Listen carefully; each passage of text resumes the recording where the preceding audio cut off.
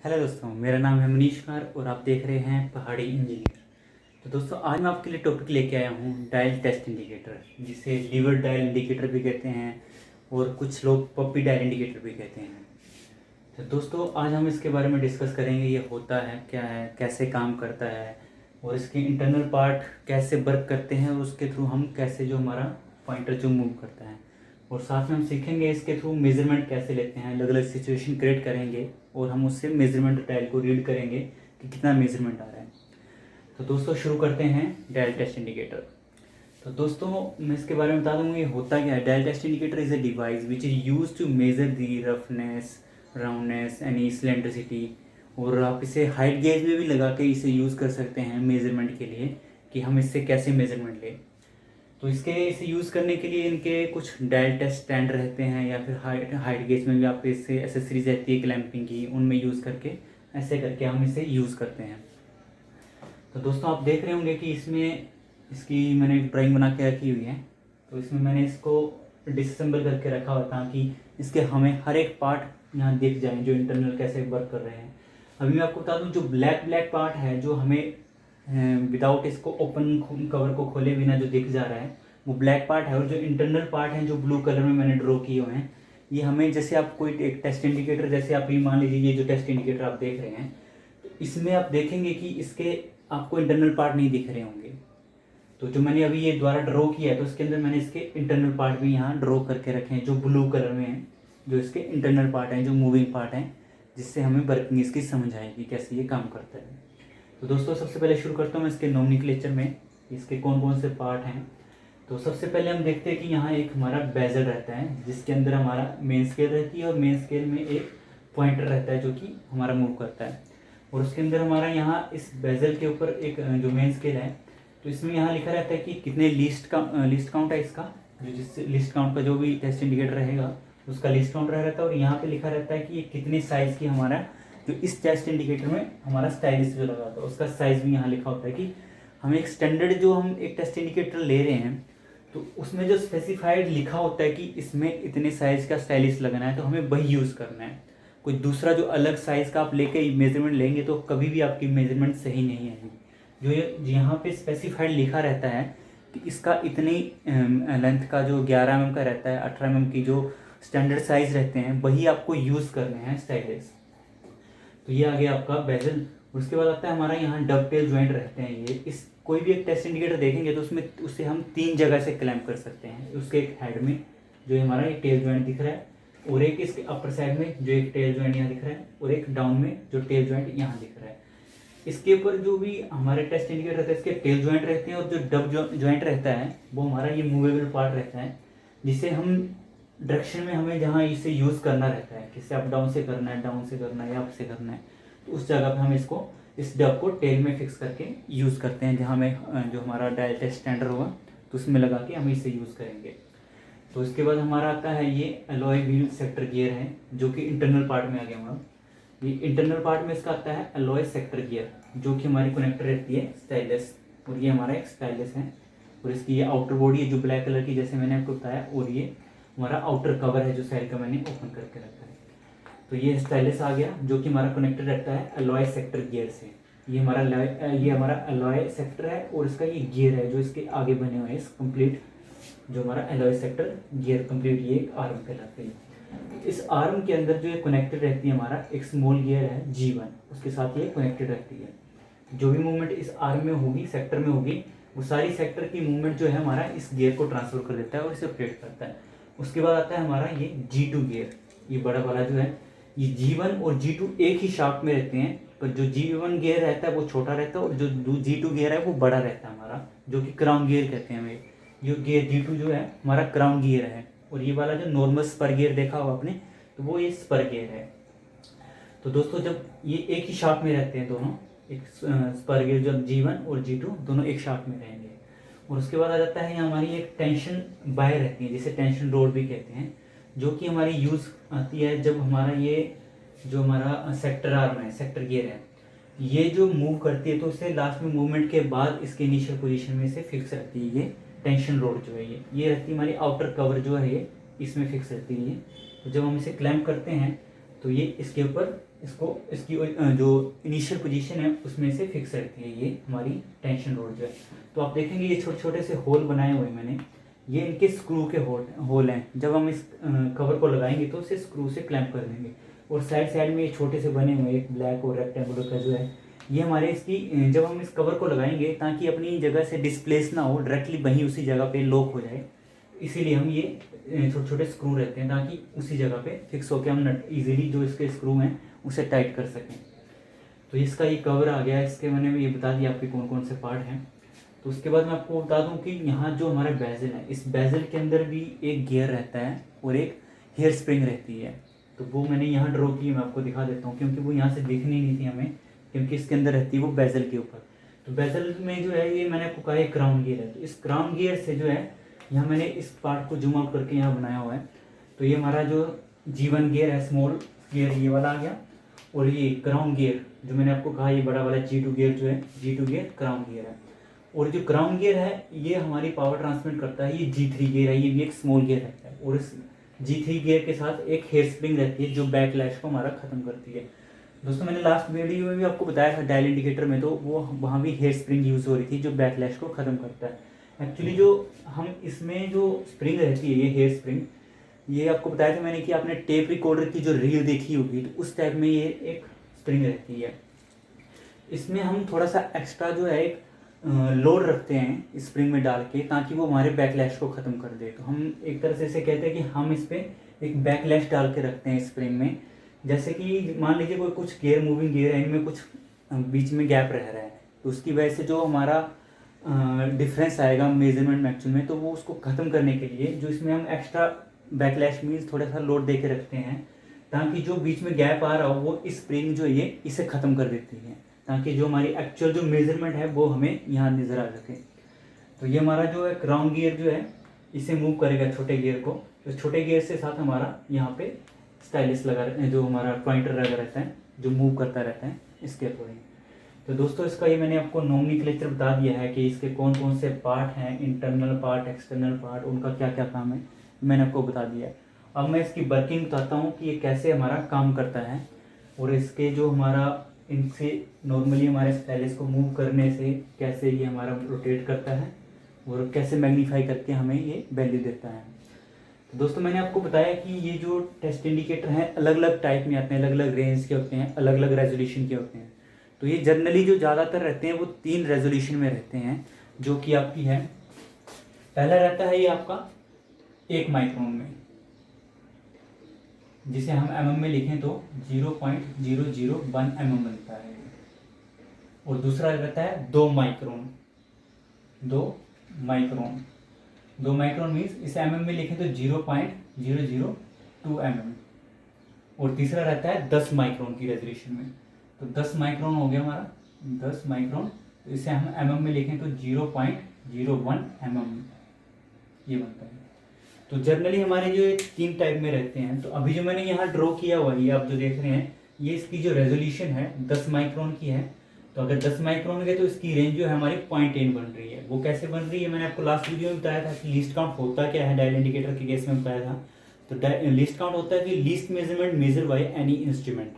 तो जो least measurement छोटी से छोटी मेजरमेंट ये कितना मेजर कर रहा है वो हमारा कितना है, वो 10 माइक्रोन मूव कर रहा है। तो 10 माइक्रोन मीन्स इसमें हमारे टोटल ये 80 डिवीजन है। तो एक डिवीजन हमारा 10 माइक्रोन का है, ये हमारा एक डिवीजन जो है 10 माइक्रोन का है। तो हमारा टोटल 80 डिवीजन है, तो 80 से मल्टीप्लाई करेंगे तो ये 800 माइक्रोन हमारा बनेगा टोटल। तो मीन्स हमारा ये 0.8 mm का टोटल इसकी रेंज है, ये इतना हमारा मेज़र कर सकता है। तो एक जो टेस्ट इंडिकेटर हमने यहाँ ड्रॉ किया है। तो दोस्तों इस तरह से हम इसे जो लिस्ट काउंट है वो निकलेगा। वैसे जनरली लिखा रहता है इसमें, आप कोई भी टेस्ट इंडिकेटर देखेंगे उसमें उनकी रेंज नहीं लिखी रहती है, सिर्फ उनका लिस्ट काउंट लिखा रहता है। तो लिस्ट काउंट से हम पता लगा सकते हैं, क्योंकि एक डिवीज़न जितना रहेगा तो टोटल कितना वो उसमें डिवीज़न है उससे मल्टीप्लाई कर देंगे तो उतनी उसकी रेंज आ जाएगी। तो दोस्तों इससे मेजरमेंट कैसे लेंगे वो भी बताऊँगा मैं आपको। तो अभी इसकी मैं आपकी वर्किंग समझा देता हूँ कि कैसे ये हमारा काम करता है। ये हमारे नॉर्मली हमारा स्टाइलस को मूव करने से कैसे हमें ये रीडिंग बताता है वो सारा मैं आपको बताता हूँ। तो दोस्तों आप ये देख रहे हैं कि यहाँ पे कुछ गियर्स लगे हुए हैं। ये मैंने आपको बताया कि एलॉय सेक्टर गियर है, फिर डब टेल जॉइंट जो है इसको फिक्स करते हैं। तो अभी जैसे अभी मैं केस लेता हूँ, ये हमारा स्टाइलस है, तो आपने देखा ही होगा ये हमारा स्टाइलस है, ये पूरे आप एलॉय सेक्टर गियर है, तो इसको मैं पूरा एलॉय सेक्टर गियर मान रहा हूँ, और यहाँ पे एक स्टाइलस है ये। तो जब हम इसमें फोर्स लगाएंगे नीचे से, मान लीजिए कोई हम किसी चीज़ की रफनेस चेक कर रहे हैं, तो ये हमारा उस सरफेस पे कॉन्टैक्ट आ गया है, तो अब यहाँ पे कोई इरेगुलरिटी आ रही है, तो इसको लिफ्ट कर रही है। तो जब इसको लिफ्ट करेगी तो उस टाइम क्या होगा, ये आर्म है, तो यहाँ स्टाइलस है, जब इसको लिफ्ट करेगी तो ये नीचे जा रहा है, तो नीचे जाने की वजह से क्या होगा, इसके यहाँ पे ये टीथ बने हुए हैं एलॉय सेक्टर गियर में। यहाँ टीथ बने हुए हैं, टीथ जो हमारे मैश हैं इस स्मॉल गियर G1 के साथ। जब इसके साथ मैश है तो ये जब नीचे जाएगा तो इसके ऊपर जितने भी हमारे सेक्टर जो गियर है, इस पर जितने भी टीथ होंगे वो नीचे जाएंगे, तो वो पावर ट्रांसमिट करेंगे इसको, जो G1 गियर है। जब ये यहाँ से हमारा इतना मूवमेंट करेगा, तो हम जब ये नीचे को मूव करेगा, जब जो हमारा जो कोई भी एबनॉर्मलिटी आएगी, इरेगुलरिटी आएगी, तो उसकी वजह से नीचे होगा। ये नीचे होने की वजह से जितने टीथ जब ये मूव करेगा नीचे को, तो ये यहाँ से लेकर जब इतना मूव करेगा, तो इस जो गियर है स्मॉल गियर की एक रेवोल्यूशन कंप्लीट हो जाएगी। अगर ये पूरा मूव करता है यहाँ से यहाँ तक, अगर जितने इसकी रेंज के अकॉर्डिंग अगर कोई ज़्यादा जर्क आता है या फिर कोई ज़्यादा कोई डेविएशन आती है, अगर पूरा ये मूव करेगा तो ये पूरी एक रेवोल्यूशन कंप्लीट होगी। जब ये पूरा रेवोल्यूशन एक कंप्लीट करेगा स्मॉल गियर, मैंने कहा आपको कि ये वाला जो स्मॉल गियर है और क्राउन गियर है एक ही शाफ्ट में है, सेम एक सिंगल शाफ्ट में। तो जब ये मूव करेगा तो साथ में हमारा क्राउन गियर जो वो हाफ मूवमेंट लेता है। जब हमारा स्मॉल गियर फुल मूवमेंट लेगा, जो क्राउन गियर है G2, जो मैं इसको जूम आउट करके यहाँ बना रहा हूँ, तो आप यहाँ से देखिए, यहाँ आप इजीली समझ जाएंगे। तो मैंने कहा जैसे कि ये जो हमारा छोटा गियर है, जो हमारा सेक्टर एलॉय जो सेक्टर गियर है, इससे मूव हुआ, जब ये मूव करेगा तो उसकी वजह से हमारा क्राउन गियर जो हाफ मूव करता है, ये इसकी फुल रेवोल्यूशन छोटे गियर की और इसकी हाफ रेवोल्यूशन कंप्लीट होगी। तो जब ये मूव करना शुरू करेंगे तो इस क्राउन गियर के साथ हमारा एक G3 गियर लगा रहता है, जो कि हमारा जो पावर को क्राउन गियर से इस G3 में ट्रांसफर करेगा। और इस G3 गियर के साथ एक स्टाइलस पॉइंटर लगा रहता है, जो कि हमें डेविएशन बता देता है। यहाँ पे जो हमारा जो वेरिएशन जो आ रही है, जो इसकी मूवमेंट की वजह से जो वेरिएशन आएगी, इस गियर का रोटेट होगा, वो उसे मैग्नीफाई कर दे रहा है इस बड़े गियर के थ्रू। तो इसमें सिर्फ हाफ रेवोल्यूशन मूव होगी, और इसकी जो हाफ रेवोल्यूशन है वो उससे रोटेट करेगा इस G3 गियर को, और G3 से हमें पॉइंटर मूव करता हुआ दिख जाएगा कि कितना डेविएशन हुआ है। और इस गियर G3 के साथ यहाँ हेयर स्प्रिंग लगी रहती है, जो मैंने आपको कहा है, जो बैकलैश जो भी हमारा रह रहा होगा इन मूविंग पार्ट में, जो गियर जो मैश कर रहे हैं, तो उसे ख़त्म कर देता है ये हमारा hair spring. Hair spring actually इसमें हम फोर्स डाल के रखते हैं, जैसे मैंने आपको बताया। कुछ एक्स्ट्रा हम इसे जो इसे लोड कंडीशन में रखते हैं, कुछ बैकलैश दे के रखते हैं, एक तरह से हम इसे लोड कंडीशन में डाल के, ताकि जो भी बीच में जो आ रहा हो, बैकलैश आ रहा हो, तो उसे हम ख़त्म कर सके। इससे जो बैकलैश है जो हम इसमें सेट करते हैं, वो हम सेट करते हैं, जो इसमें आप देखेंगे कई डायल टेस्ट इंडिकेटर होते हैं, मूव करते हैं तो वापस आती बार वो कहीं फंसने लगते हैं और फिर एकदम से मूव करते हैं, तो वो होते हैं बैकलैश की वजह से। तो हम उसके अकॉर्डिंग इसे बैकलैश को सेट करते हैं कि कितना हमें बैकलैश देना है इसमें, वो इसमें उतना हम इस हेयर स्प्रिंग को लोड कंडीशन में छोड़ते हैं, और उस जगह हमें फिक्स करके इसकी सेटिंग को पूरा असेंबल कर देते हैं, ताकि जो बैकलैश हो वो हमारा ख़त्म हो जाए। तो दोस्तों इस तरह से ये हमारा काम करता है। तो एक बार फिर से समझा देता हूँ। जो हमारा स्टाइलिस है, जब इस पर मान लीजिए कोई नीचे से फोर्स लग रही है ऊपर से, तो उसकी वजह से जो हमारा ये स्टाइलिस है मूव करेगा। ये कर सकता है हमारा, ये नीचे को मूव करेगा या ऊपर को करेगा। तो ऊपर को करता है तो फिर ये इसको रोटेट करेगा, फिर से सेम उतना ही ये हाफ जब मूव करेगा तो इसका एक फुल रेवोल्यूशन कर देगा G1 का। जब फुल रेवोल्यूशन कंप्लीट होगा तो हमारा G2 जो क्राउन गियर है, जो क्राउन गियर का है, उस क्राउन गियर का हाफ रेवोल्यूशन करता है। तो हाफ रेवोल्यूशन जो मूव करेगा तो वो मूव कर देगा हमारे G3 गियर को, जो स्मॉल गियर है। ये भी G3 गियर को मूव होने की वजह से जो हमारा इसमें पॉइंटर लगा रहता है, तो वो पॉइंटर हमारा इसमें मूव करता है और हमें जो इंडिकेशन जो रीडिंग है उससे बता देता है कि इतना हमारा जो हमारी वैल्यू आ रही है।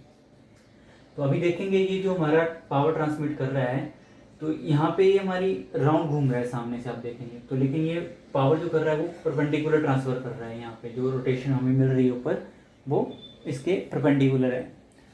तो इस तरह से हमें काम करता है, इसलिए हमें यहाँ पे क्राउन गियर लगाना पड़ता है, क्योंकि इसकी जो हमें रोटेशन जो मिल रही है ऊपर है वो हमें परपेंडिकुलर में मिल रही है। क्योंकि ये हम इसकी लीनियर में तो पावर जा नहीं रही है, जो ऊपर से हमारा जो स्टाइलिस मूव कर रहा है इसके बिल्कुल ही परपेंडिकुलर है, इसलिए हम यहाँ पे क्राउन गियर लगा होता है। तो इस तरह से ये हमारा काम करता है, इस तरह से हमें इसकी मेजरमेंट मिलती है। अभी मैंने आपको बताया कि ये इस पूरे आर्म को जब ये ऊपर से फोर्स लगेगी तो ये हमारा ऊपर से फोर्स लगने पे ये नीचे जाएगा, ये वाला मूव करेगा। जब नीचे से फोर्स लगेगी तो हमारा ये वाला मूव करता है, इस पर कॉन्टैक्ट में आता है। तो वैसे ये नॉर्मली इनिशियल पोजीशन में रहता है जब तक इसे फोर्स ना लगे कोई। तो इनिशियल पोजीशन में रहने के लिए ये मैंने आपको कहा है टेंशन रोड है, जो कि यहाँ ये वाली जो है इस पॉइंट जैसा रहता है, तो इसे नॉर्मल पोजीशन में रखती है, ताकि जब तक कोई इसे फोर्स ना लगे तो टेंशन स्प्रिंग इसे नॉर्मल पोजीशन में रखती है। जैसे हम यूज़ के अकॉर्डिंग ऊपर से फोर्स लगे नीचे से लगे तो उसके अकॉर्डिंग ये हमारा मूव करना शुरू कर देता है। और यहाँ एक रबर पैड रहता है, क्योंकि इसकी जो रेंज है उसके अकॉर्डिंग इतना ही मूव करेगा, ये यहाँ से यहाँ तक ही मूव करेगा। अगर इससे ज़्यादा मूव करेगा तो ये डैमेज होने के चांस रहेंगे, इसलिए यहाँ एक रबर पैड रहता है, ये रबर कुशन इसलिए जब इसमें फोर्स लगेगी एक्स्ट्रा, अगर दबता भी है तो ये हमारा रबर कुशन जो है इसे डैमेज होने से बचा सके। इस तरह से दोस्तों मैंने इसके सारे पार्ट की वर्किंग और ये कैसे काम करते हैं मैंने आपको समझा दिया है। तो दोस्तों हम अब सीखेंगे इसके थ्रू हम मेजरमेंट कैसे लेते हैं। तो मेजरमेंट के लिए मैं आपको ये रफ कर रहा हूँ एक साइड का, तो ये मैं रफ कर देता हूँ यहाँ का।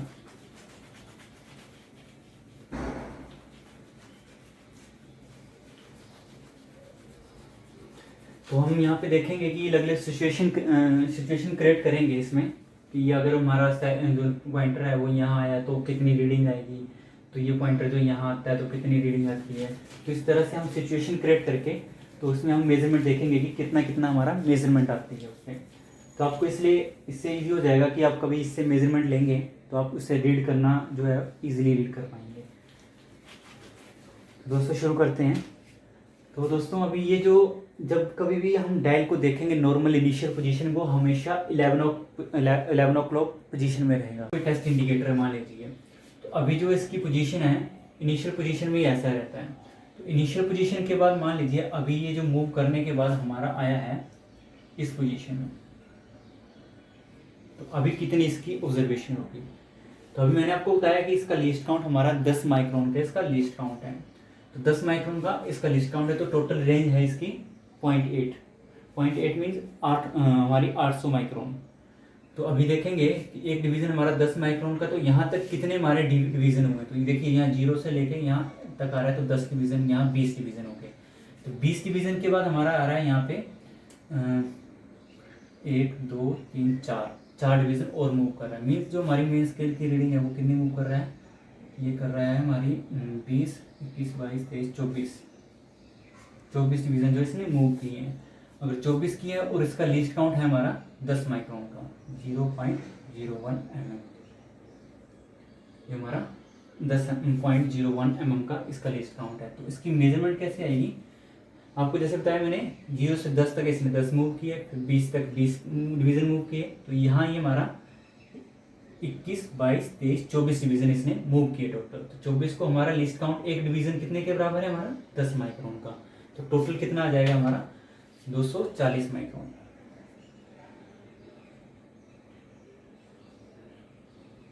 ये हमारा 0.0240 mm। माइक्रोन में देखेंगे तो 240 माइक्रोन आएगा, और mm में देखेंगे तो 0.240 mm इसकी ऑब्जर्वेशन आ रही है इस टाइम। तो इस सिचुएशन में आप देख सकते हो, एक बार फिर से बताता हूँ। एक डिवीज़न जो हमारा 10 माइक्रोन का है, एक डिवीज़न 10 का है, तो हमारे टोटल डिवीज़न 24 हमारे इसने ट्रैवल किए हैं। तो 24 ट्रैवल करने के बाद हमारा एक डिवीज़न 10 माइक्रोन का, तो उससे मल्टीप्लाई करेंगे तो 240 माइक्रोन बनता है, और हमें mm में जब लिखेंगे 0.240 mm इसकी जो वैल्यू आ रही है। तो दोस्तों ये एक सिचुएशन मैंने यहाँ पे बना के दिखाई है, और मैं आपको सिचुएशन बना के दिखाता हूँ, उसके अकॉर्डिंग फिर उसे रीड करेंगे कि वो कितना आ रहा है। तो ये एक हो गया, एक बनाते हैं यहाँ पे, ये आ गया हमारा, इस जगह पे कितनी वैल्यू आती है हमारी। तो दोस्तों सेम अब हम डिवीज़न देखेंगे कि किसने कितने ट्रैवल की है। ये 0 से 10 20 30 40, यहाँ 50 इसने ट्रैवल कर लिए। 50 के बाद देखेंगे आगे कितने ट्रैवल किए, ये 51 52 53 54 55, टोटल 55 डिवीज़न इसने ट्रैवल किए हैं। 55 division multiply by least count, एक डिवीज़न जो है हमारा 0.01 mm के बराबर है। तो इसका कितना बनता है हमारा, ये 550 550 माइक्रोन की इसने टोटल ट्रैवल किया है। माइक्रोन 0.550 mm इसने ट्रैवल किया टोटल। तो दोस्तों इस तरह से हम इसे रीड करेंगे। अभी मैंने आपको दो सिचुएशन क्रिएट करके बताई है कि इसका जो स्टाइलस है मूव करके यहाँ पहुँचा है, तो उसे रीड करना कैसे है। तो इस तरह से हम रीड करेंगे 10 माइक्रोन के केस में। अगर आप दूसरी रेंज का लेंगे 1 माइक्रोन का लेंगे तो 1 माइक्रोन में भी सेम केस रहेगा। उसके टोटल कितने डिवीजन उसने मूव किए और कितना उसका लीस्ट काउंट है उससे मल्टीप्लाई कर देंगे। मल्टीप्लाई करने में चाहे 10 माइक्रोन का हो, 1 माइक्रोन का हो, 2 माइक्रोन का हो, हर केस में हम इसी तरह से उसकी मेजरमेंट निकालेंगे। तो दोस्तों ये मैंने आपको हर एक की किस तरह से मेजरमेंट लेनी है ये आपको सब कुछ बता दिया है। अगर कुछ आपको डाउट रहेगा तो आप पूछ सकते हैं, कमेंट सेक्शन में कमेंट डाल सकते हैं कि इसका डाउट जो भी रहेगा। और आपको वीडियो अच्छी लगी तो ज़रूर लाइक और सब्सक्राइब करें और दूसरों को भी शेयर करें। तो धन्यवाद इस वीडियो को देखने के लिए।